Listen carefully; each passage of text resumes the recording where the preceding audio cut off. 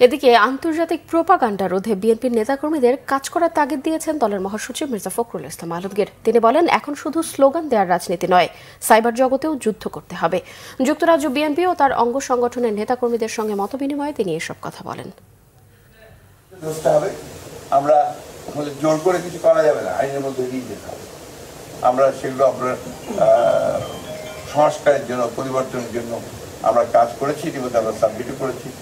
আমরা সংবিধান সংশোধনের জন্য বা পরিবর্তনের জন্য কমিশন করা হচ্ছে, কমিশনের কাছে আমরা আমাদের প্রস্তাবটা দিয়েছি।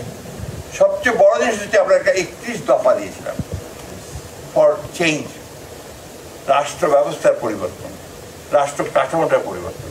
কারণ আমরা দেখেছি যে এই রাষ্ট্র কাঠামোতে আপনার ওই কর্তৃত্ববাদী হওয়ার সম্ভাবনা খুব বেশি, ফ্যাসিস্ট হয়ে যাওয়ার সম্ভাবনা সবচেয়ে বেশি। সুতরাং রাষ্ট্রপতি এবং প্রধানমন্ত্রী এই দুজনের ক্ষমতা থেকে ভাগ করতে হবে।